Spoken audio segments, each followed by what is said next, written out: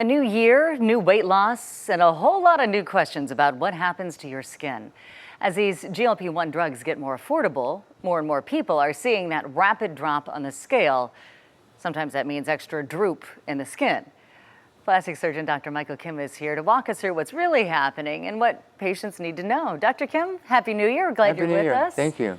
Thanks for being here. I'm sure you're seeing a lot of patients coming in because you likely don't expect that sag that might come. You know, over the weekend I was thinking, what am I going to talk about the first of the year? And I looked at my schedule and I said, you know, I'm seeing so many patients every day that come in after weight loss. It's a lot more than I used to. And I think after doing some reading, I didn't realize how many people are actually taking the GLP-1 drugs. Sure. I think at some point, 1 in 8 Americans over the last several years have been on the GLP-1 drugs. Wow. And they estimate maybe about 6% have been on it last year at some point. Incredible. So it's millions of people. Well, we're seeing some of the footage of what the skin can look like after weight loss and then some of the before and afters, and it's a marked difference. Yeah, unfortunately, you know, we're not sure if it's a drug or the lack of exercise, but patients who go on GLP-1 drugs tend to lose weight pretty quickly.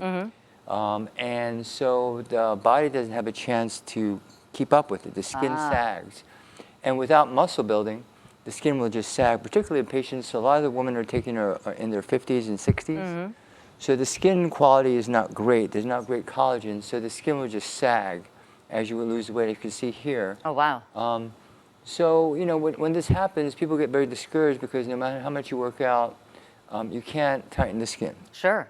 And it's obviously not the outlook that you were hoping for. Right. What types of procedures are out there to address sagging skin? Well, you know, I think it's important when you talk to anybody that's offering treatments is to have someone who gives you options. So if you go to a med spa and they just have these little skin tightening devices, it's probably not going to work, personal experience. So you want to have, you know, there's relatively non-invasive procedures where they put something on top of the skin to tighten the skin. In my opinion, most of them don't do a lot. Really? Unless you have very little skin laxity. What you need is something a little bit more aggressive, whether it's surgical, cutting the skin out, or something relatively invasive where you're using something surgically like a probe under the skin to tighten it. Oh, wow. Okay. Like Renuvion, BodyTite. There's a couple of devices out there that are more invasive than the standard stuff you put on top of the skin. It requires incisions, etc. Okay.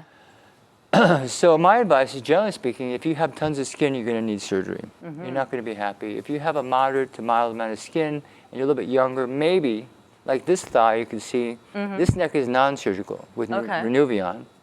This arm is non-surgical. You can see the improvements. That was non-surgical? This one, obviously, the loss of skin is surgical.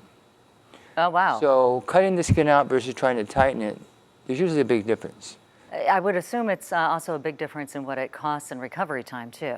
Yeah, the cost is significantly less expensive if you're doing the non-surgical. However, you know, the downtime is less, too.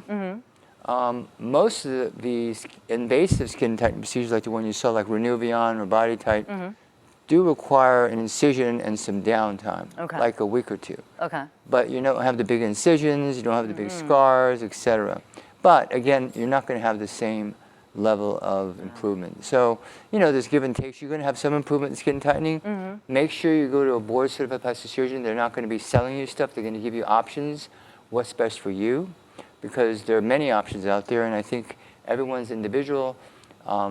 Make sure you get a couple of opinions and talk to your friends and get a very safe treatment. And I would assume that those topical things that you see, even the drugstores, those tightening creams, No. they don't work. No, not magic in a bottle. Unfortunately, I wish they did. All right, Dr. Kim, thank you so much. We always appreciate when you're here. And if you'd like to contact or book a consultation with Dr. Kim, you can visit his website. We have it there on your screen. We'll put information on our Gulf Coast News app as well. We're going to be right back with more Good Morning Gulf Coast.